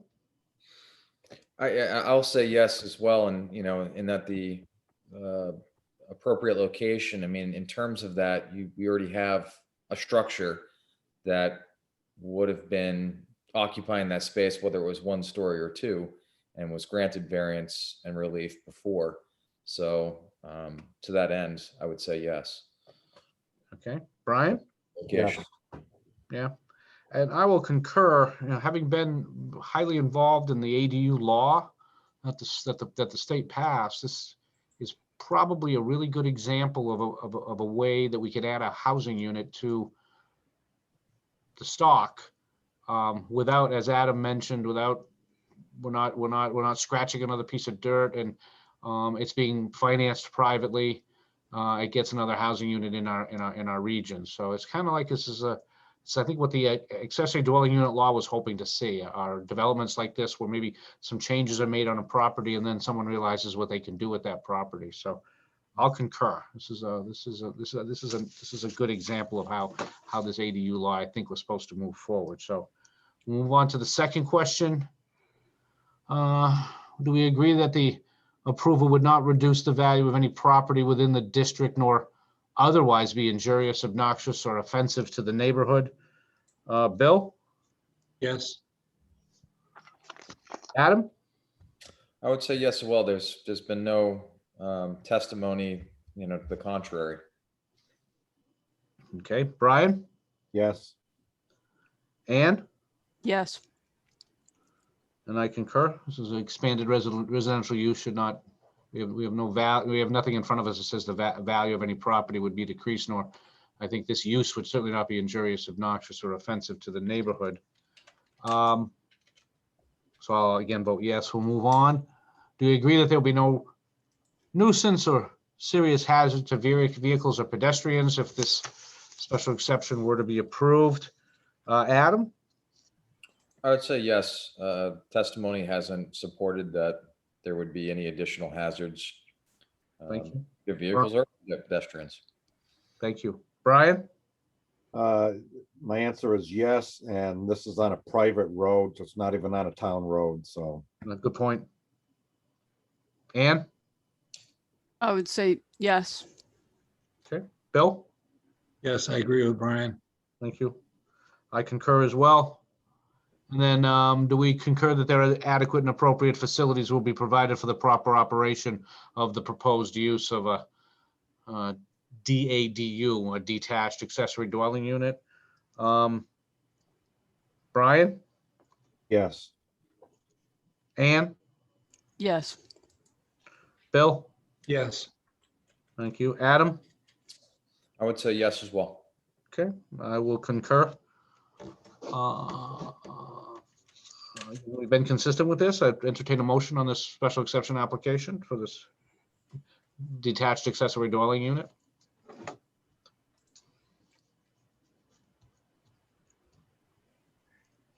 Come on, Brian. This is Ann Karasinski. I'll make the motion that we approve this project. Thank you. It's been moved to grant the special exception. Do we have a second? By Ann, do we have a second? I'll second that, but I'm gonna have to change from motion Mitchell to motion Mulhern. Yeah. All right, so moved by Ann, seconded by Brian to approve the special exception for the detached accessory dwelling unit on Brown Lane. Any questions on the motion? Take it away, Beverly. Okay. Ann Karasinski, Yes. Bill Hotwalker, Yes. Brian Rutgers, Yes. Adam Mulhern, Yes. Keith Tebow. Yes. All Thank you, right, Beverly. motion passes. You're welcome. All right, 3 down. 1 to go. Have we heard anything from the Ambrosios? Good evening, I'm here, and I apologize for being delayed. It's okay, Pascal. Thank you for being able to make it on such short notice. All right.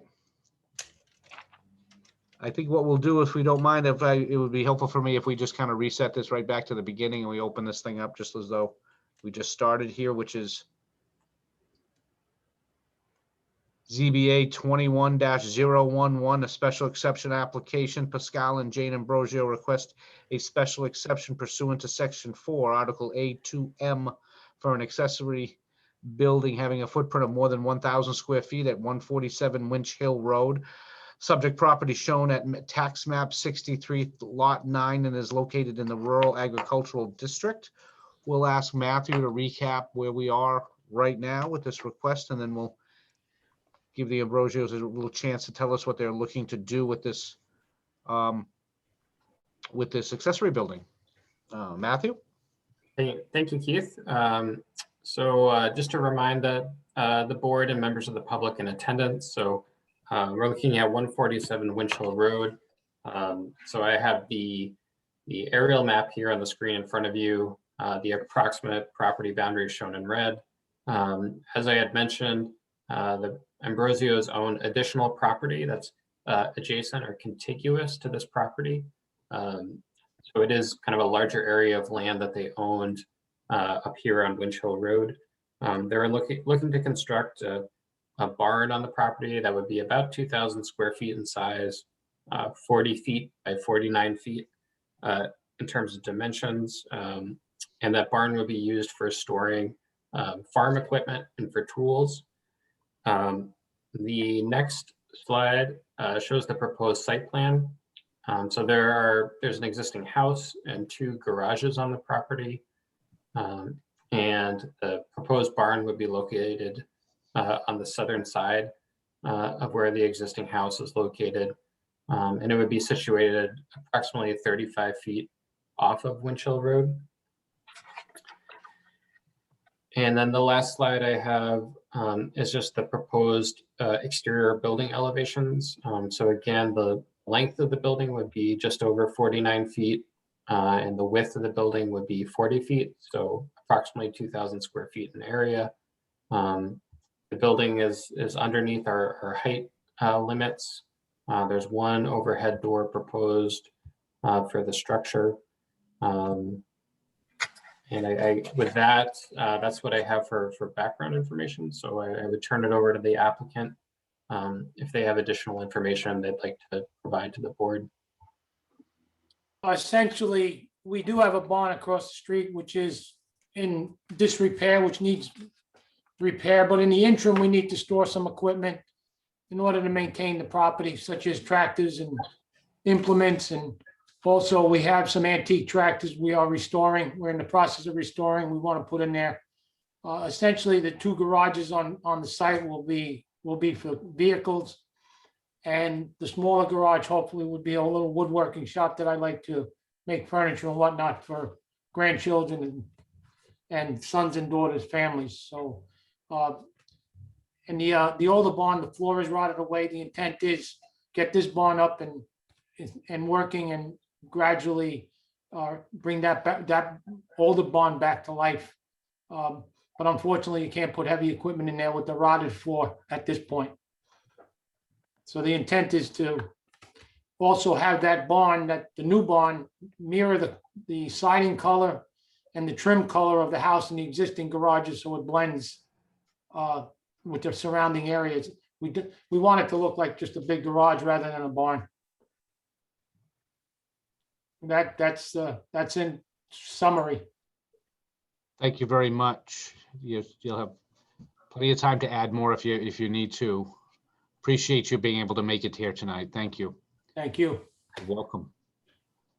Board members, and this is a public hearing. If there are members of the public here that are wishing to ask a question, get some clarification, weigh in on this request, we're happy to have you if you're here for that purpose. Board members, any questions? I do have one question. Since we're dealing with small pictures on a screen, where would you enter that particular new structure? I can see it's off of Windshield Road. Does it show a doorway, an entranceway right off the driveway there? Well, what's going to happen? I've been in contact with Joe DeRusso, the highway. Yeah. He's going to issue I'm going to apply for another driveway permit. And that it would be right where that 135-foot line, it would be perpendicular to that, right where Gotcha. there's a break in, there's an existing break in the wall there now. Okay. So that would be the intent to make that another driveway, exactly right there. Okay. I haven't completed the permit application because I wanted to make sure that this was going to go through first. Otherwise, we don't need the driveway there. Correct. But there is also access to that barn from the existing driveway. That's a clear run there. And there's room between the existing septic tank, septic leaching field and the wall to travel. There's almost 30 feet between the wall and the septic system.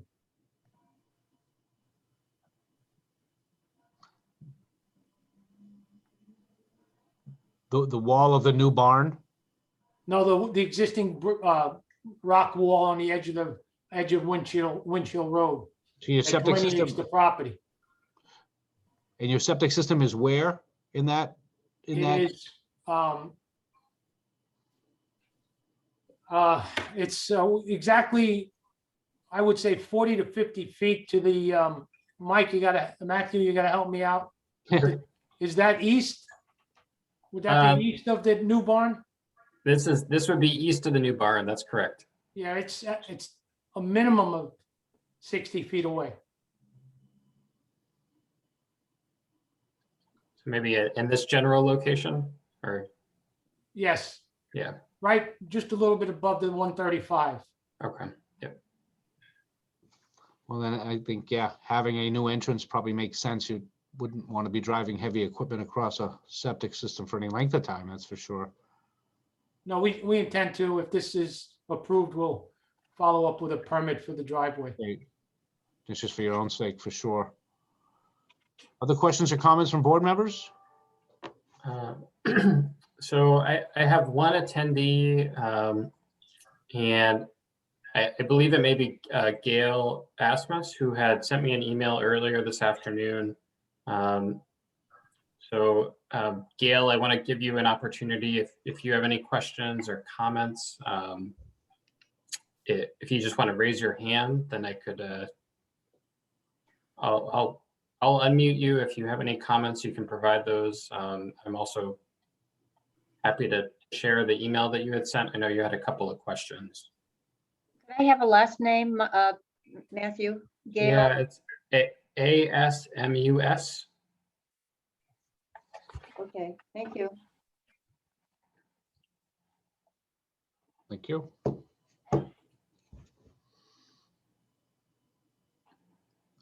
Other folks want to weigh in?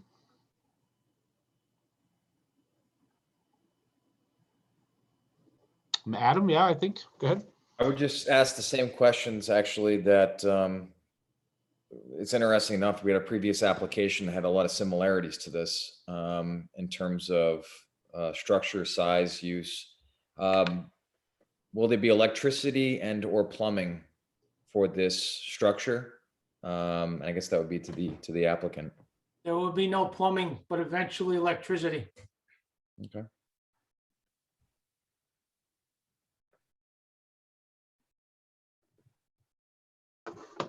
Hello?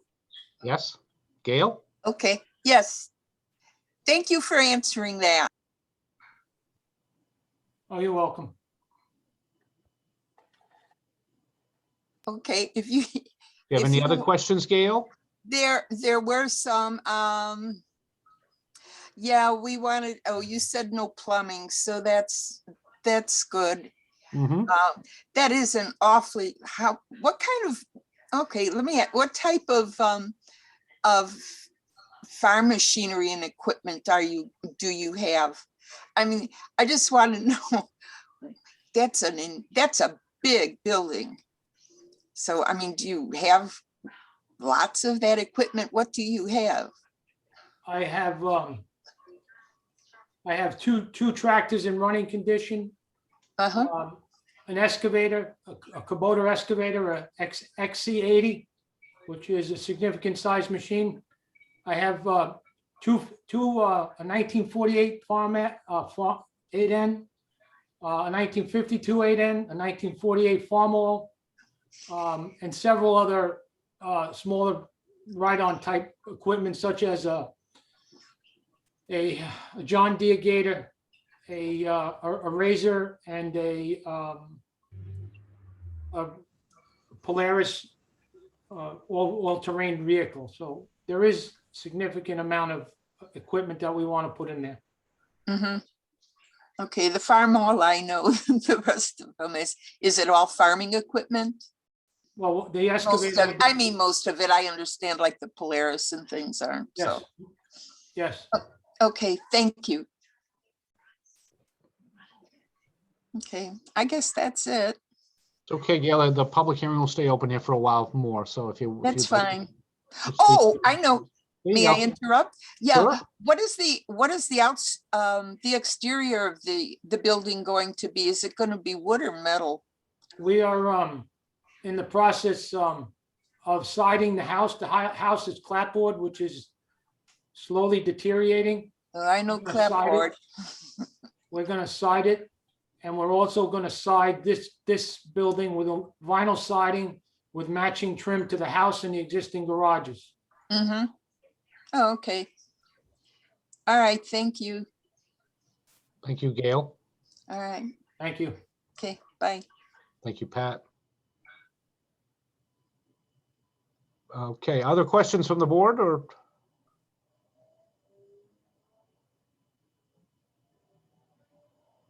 Seeing none?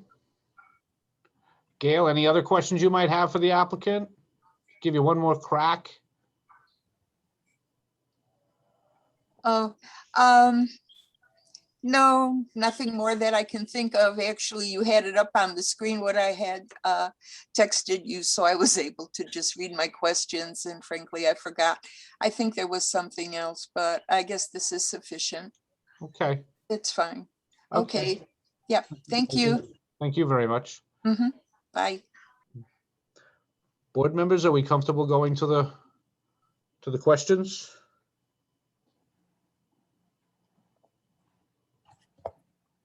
Matthew, anything to add here before we close the public hearing? I don't have anything to add, Keith. Okay. All right, we'll close the public hearing. Anything before we go to the questions from the board? Seeing none, okay. Do we concur that the proposed use is similar to one or more uses already authorized in the district and is an appropriate location for such a use? Bill? Yes. Adam? I will say yes as well. Thank you, Adam. Brian? I would say yes as well. Ann?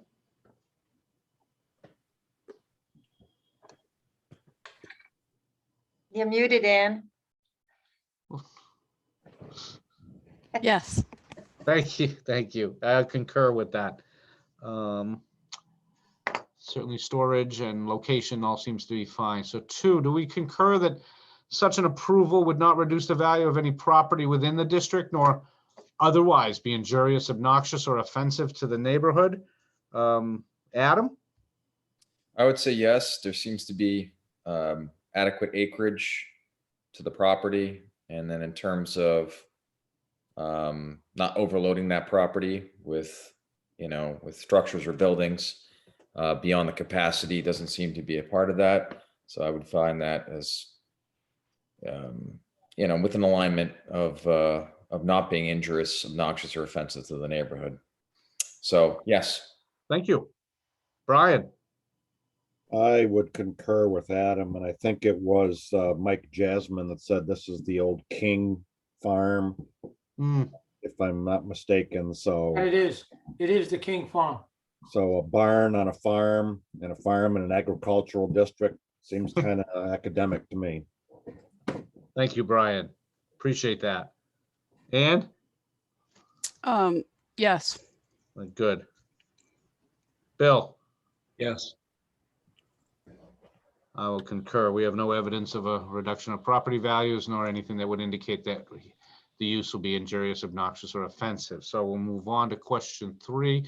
Do we concur that there will be no nuisance or serious hazard, to vehicles or pedestrians? Brian? Yes. Ann? Yes. Bill? Yes. Adam? I'll say yes. And I will concur. I don't see any nuisance or serious hazards. And then do we concur that there will be adequate and appropriate facilities provided for the proper operation of the proposed use? Ann? Yes, we've seen no evidence to the contrary. Thank you very much. Bill? Yes. Adam? Yes, the applicant showed with the proposal and some of the drawings that the proper operations and will be provided. So yes. Terrific. Brian? Yes. And I concur. I would entertain a motion on this. Special exception application in the Ambrosios. Motion Mulhern, you're up. I will make a motion, Brian. Ah, The rest of the board too, to approve the application as applied. do we have a second, Brian? Sure, I'll second that. Thank you, thank you. Moved by Adam and seconded by Brian to approve the special exception application number 21012 for a detached accessory dwelling unit, I'm sorry, for a accessory 001 accessory building having a footprint of more than 1,000 square feet. Beverly, could you please Okay. just Keith. do the roll? Yes, Keith, could I Bill, offer a friendly amendment sure. that we add the additional language that we used on Tower Lane to the motion? I will amend my motion in that it would seem to run true to fairness in terms of applications heard tonight and going forward. So yes, I would amend my proposal, my motion to include the language for the previous. This is Ann Karasinski. I just have a question about the language. And that has to do with the preservation of antique tractors and their importance in our culture. So does that apply to specialty vehicles that are antiques? My motion was, I believe, in terms of things stored outside of said building, not inside. I see. Okay. Then that's fine. Thanks. And with respect to a floor drain. Right. Is that good, Bill? Are you good with that? Yes. Thank you. Brian, do your second still hold with those Yes. changes? Thank you. Yes. All right. We'll go back to Beverly one more time. Okay. Ann Karasinski, Yes. Bill Hotwalker, Yes. Brian Rutgers, Yes. Adam Mulhern, Yes. Keith Tebow. Yes. Okay, the motion passes. Thank you, Mr. Ambrosio. Good luck. Thank you. I'd like to thank the board for taking the time to consider our application. I look forward to building the barn Yeah, have some fun. Have some fun Thank up you. there. Welcome. and spending my retirement there. Thank Have some you. fun. That's terrific. Good for you. Good for you. Welcome. Have a good evening. You too. All right. We took care of our motion for rehearing. Any other business? Matthew? I don't have anything else to bring to the board this evening. All right. Anybody, board members? I thought we did a good job tonight. Thank you, Adam. I agree. You did a very good job tonight. We got it all in too, so very good. Nobody's waiting. All right. Entertain a motion to adjourn unless someone's got anything to more. So move. Brian, Seconded. there's our team. Moved and seconded, Brian and for a motion to adjourn. Beverly, there's Okay, no discussion on this motion. any more conditions? Ann Karasinski, Yes. Bill Hotwalker, Yes. Brian Rutgers, Yes. Adam Mulhern, Yes. Keith Tebow. Yes. Okay, you are adjourned officially. Nice job, folks. You earned Great. your money tonight. Thanks, Enjoy everyone. this week. Have a good evening. All right, have a good evening, everyone. Thank you very much.